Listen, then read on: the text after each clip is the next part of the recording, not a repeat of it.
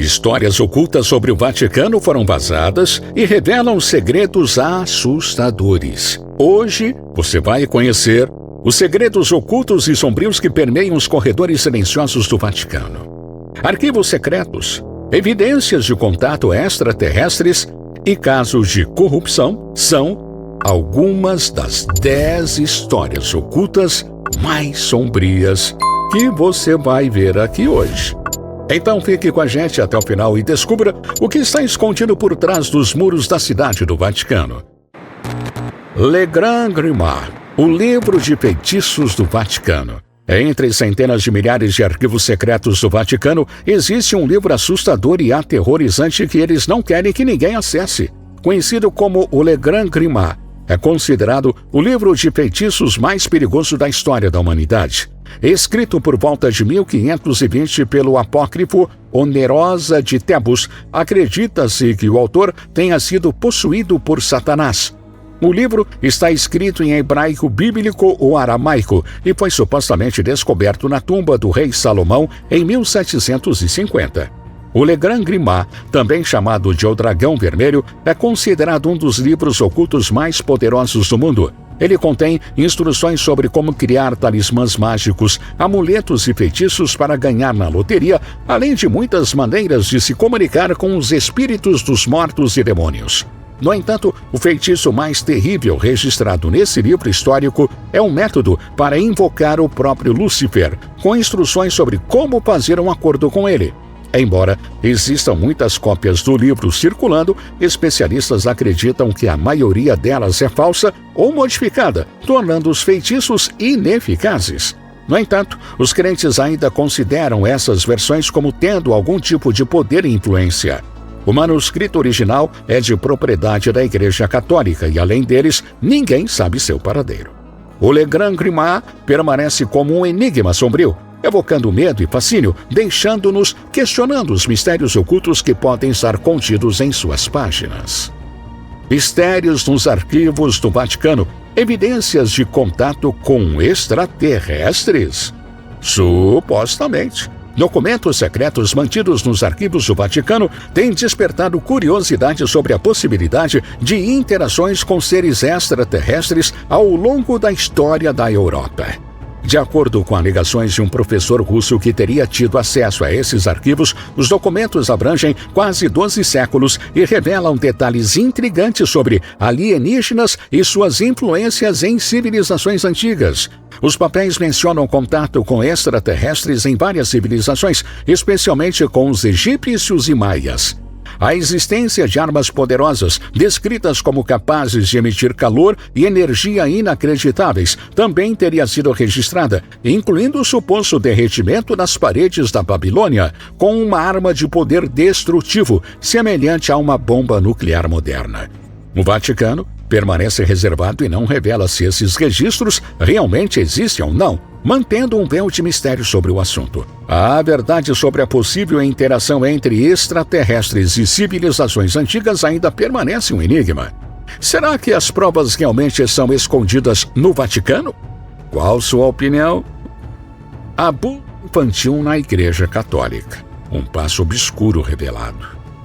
Nos últimos anos, a Igreja Católica tem enfrentado milhares de acusações de abuso sexual, abrangendo desde cidades no interior da Austrália até escolas na Irlanda e várias cidades na América e no Canadá.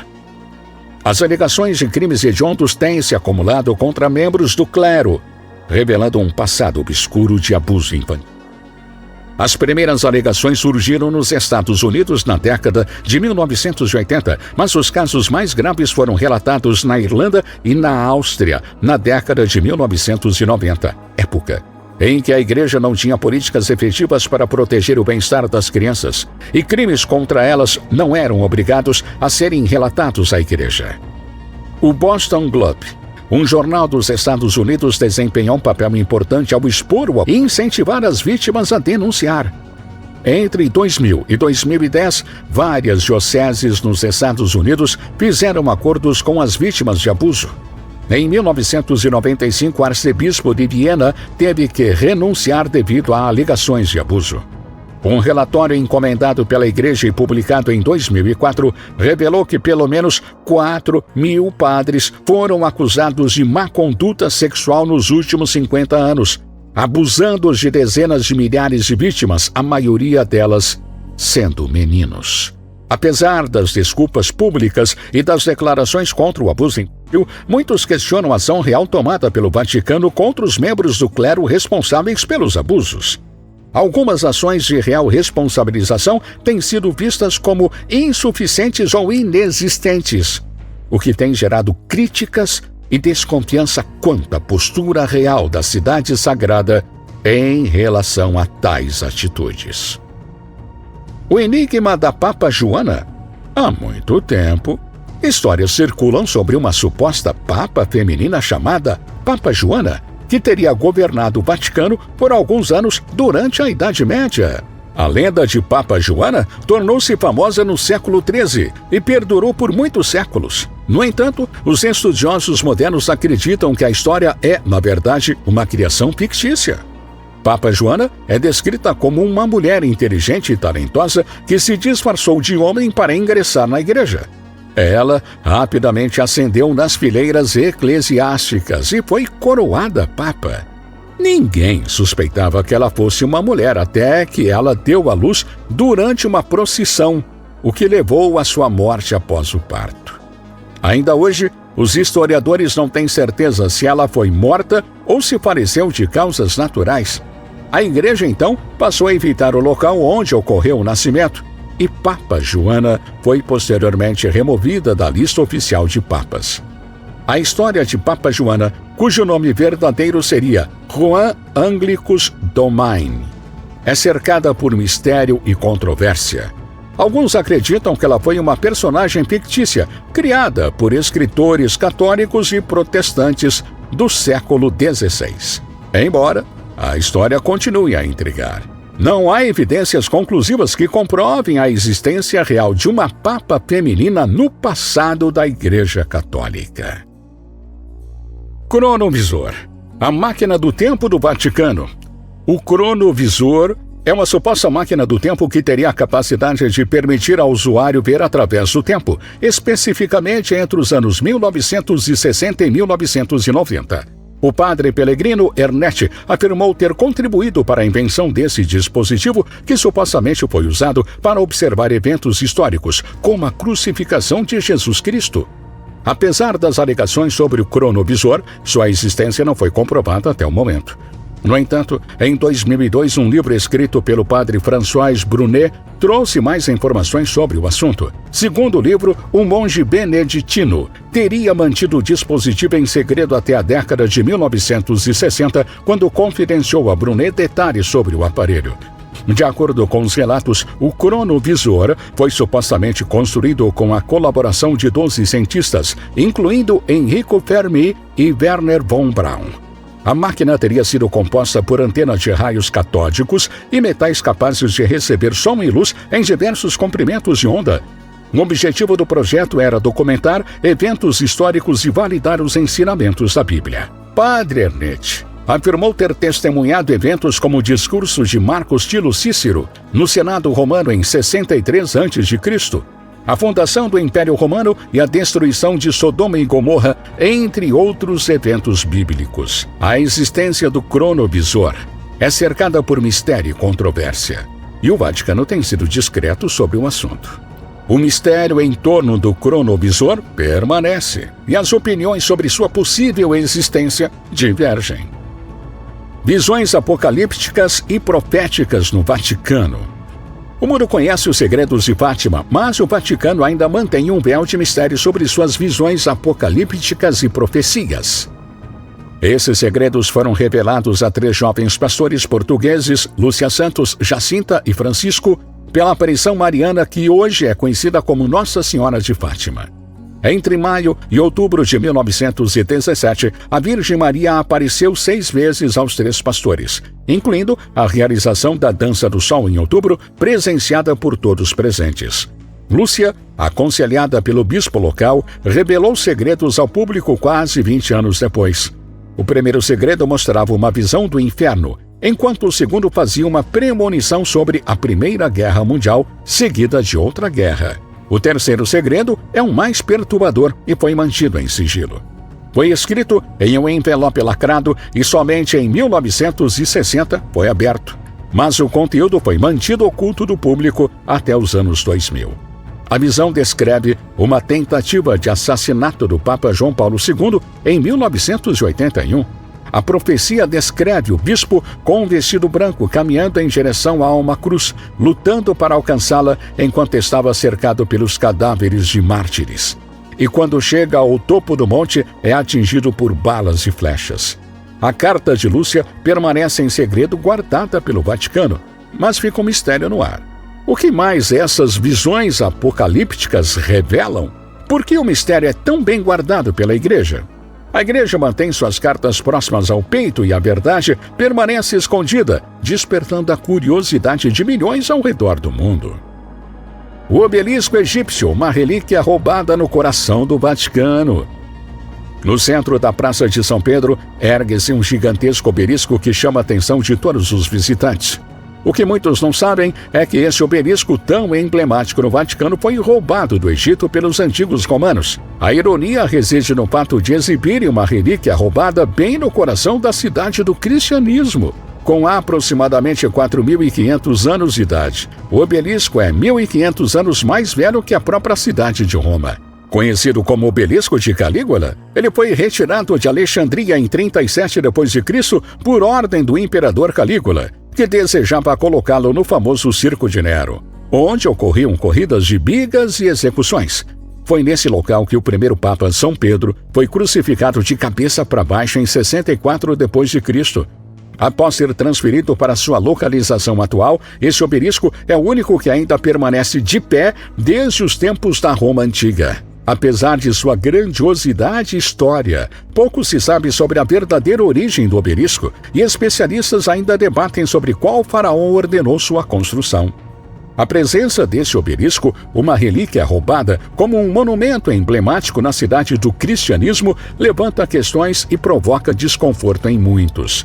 É um lembrete das complexas relações históricas e culturais entre o Egito e a Roma Antiga, além de provocar reflexões sobre a ética da apropriação de artefatos culturais de outras civilizações. O Evangelho Perdido, a controversa possibilidade de Jesus ser casado. Por décadas, poucas informações sobre a vida de Jesus foram conhecidas, e há rumores que ele pode ter vivido como um homem comum. Surgiram evidências textuais que sugerem que Jesus pode ter sido casado com Maria Madalena. O manuscrito conhecido como o Evangelho Perdido, datado do século VI e originalmente escrito em siríaco antigo, mas posteriormente traduzido para o grego, revela uma narrativa controversa. O Evangelho Perdido descreve Jesus como um ser humano comum, apaixonado e casado com Maria Madalena, com quem teria filhos. Essa perspectiva não está presente na Bíblia, que oferece relatos detalhados sobre seu nascimento e morte, mas pouco se sabe sobre os seus 30 anos de vida. A Igreja encarou esse achado com seriedade e controvérsia, pois vai de encontro à imagem tradicional de Jesus como uma figura divina e celibatária. Embora o manuscrito seja um livro real, encontrado na Biblioteca Britânica, sua origem e autoria são desconhecidas, o que levanta dúvidas sobre sua confiabilidade. Além de sugerir o casamento de Jesus, o Evangelho Perdido também apresenta Maria Madalena como filha de Deus e co-redentora da humanidade, enfatizando sua possível importância equiparável à de Jesus. No entanto, essa percepção é considerada inaceitável pelo Vaticano, que trabalhou para promover Jesus como um Deus todo-poderoso e sem ligações matrimoniais. A questão sobre o possível casamento de Jesus permanece como uma das muitas incógnitas envolvendo a vida do Cristo histórico. O achado do Evangelho Perdido desafia a narrativa tradicional e provoca debates sobre a diversidade de perspectivas em relação à figura central do cristianismo. A busca pela verdade continua, enquanto as vozes acadêmicas e religiosas continuam explorando a história de Jesus e seu significado para a humanidade. Tragédia de Ruanda, uma marca sombria na história do Vaticano. Em 2017, o Papa Francisco pediu oficialmente desculpas às vítimas do infame genocídio em Ruanda, no qual muitos membros da Igreja Católica se envolveram. Em 1994, durante a terrível limpeza étnica, padres, freiras e outros membros do clero não apenas falharam em proteger o grupo étnico Tutsi, mas pioraram a situação. Em abril e junho de 1994, mais de 800 mil Tutsis e Hutus moderados foram assassinados por extremistas. A violência foi desencadeada quando o presidente ruandês, Ubuntu, teve seu avião derrubado. A mídia e a guarda presidencial incitaram propaganda contra os cidadãos Tutsis, levando à morte de muitos deles. Milhares de Tutsis buscaram refúgio em igrejas, mas foram traídos e assassinados por membros do clero. Em uma igreja católica, cerca de 5.000 pessoas foram mortas sob a ordem de um padre, enquanto o outro foi acusado de elaborar listas de pessoas Tutsis para os assassinos. Especialistas acreditam que a igreja tomou decisões parciais a favor dos Hutus e apoiou o genocídio. Apesar de tentar suprimir esse segredo, o Vaticano não conseguiu evitar a responsabilidade pelos atos horrendos de seus membros. A tragédia de Ruanda permanece como uma mancha negra na história da Igreja Católica e como um lembrete sombrio das consequências devastadoras do ódio e intolerância. O pedido de desculpas do Papa Francisco reconheceu a dor e o sofrimento causados, mas o impacto desse capítulo sombrio ainda ecoa na consciência global. A persistente tradição do exorcismo na Igreja Católica. Apesar dos avanços da ciência e da psicologia, a Igreja Católica Romana mantém uma prática peculiar, o exorcismo. Originário da Idade Média, o exorcismo era comum naquela época, quando doenças psiquiátricas eram mal compreendidas. Surpreendentemente, essa tradição perdura até os dias atuais, mesmo em tempos de neurociência avançada. O ex-chefe exorcista, Padre Gabriele Amorth, realizou incríveis 130 mil exorcismos durante sua vida. Em 2018, a cidade do Vaticano reuniu cerca de 250 padres para participar da escola anual de exorcismo. A Igreja acredita que as possessões demoníacas têm aumentado nos últimos anos e até mesmo o Papa Francisco aconselhou as pessoas a procurarem exorcistas para distúrbios espirituais. Apesar de controverso, a Igreja Católica se mantém firme em suas crenças. Os exorcismos em cadeira de rodas são considerados sensacionalistas e abusivos, mas, ainda assim, são realizados. Padres e até mesmo papas já conduziram exorcismos. Um relato intrigante envolveu o Papa João Paulo II, que tentou exorcizar uma mulher sem sucesso. O ex-chefe exorcista Padre Amorth teve que intervir para completar a tarefa. A Igreja não se deixa influenciar pelas opiniões científicas ou do mundo, persistindo na realização de centenas de milhares de exorcismos e planejando continuar com essa prática no futuro. As crenças e tradições antigas desafiam os tempos modernos, deixando-nos questionando os mistérios e as razões por trás dessa prática incomum. O que mais o futuro reserva para esse ritual intrigante? Bom, a Igreja guarda seus segredos e o enigma permanece. Vazamentos do Vaticano, escândalo de corrupção revelados.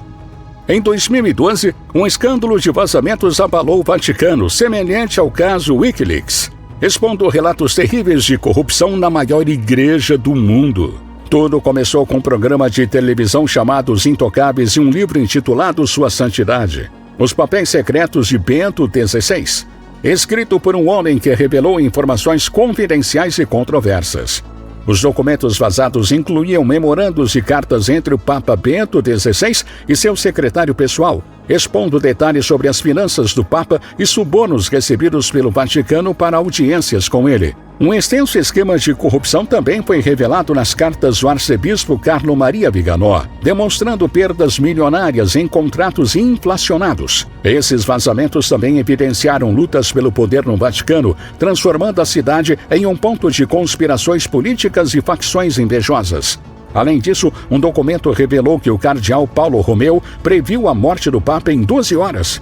Os vazamentos também abordaram um escândalo envolvendo membros homossexuais do clero que estavam sendo chantageados por forasteiros. As informações contidas nos documentos vazados eram consideradas precisas, embora o Papa Bento XVI tenha negado as alegações, chamando-as de rumores exagerados. Após uma investigação, 2 assessores do Vaticano foram considerados culpados pelos vazamentos. O dano causado à reputação do Vaticano foi imenso, mas o Papa os perdoou. O que você faria no lugar do Papa, hein? Também perdoaria ou tomaria outras medidas? Deixe aqui nos comentários qual desses segredos são os mais obscuros para você. E obrigado por assistir mais uma vez, hein? E até o próximo vídeo. Até lá!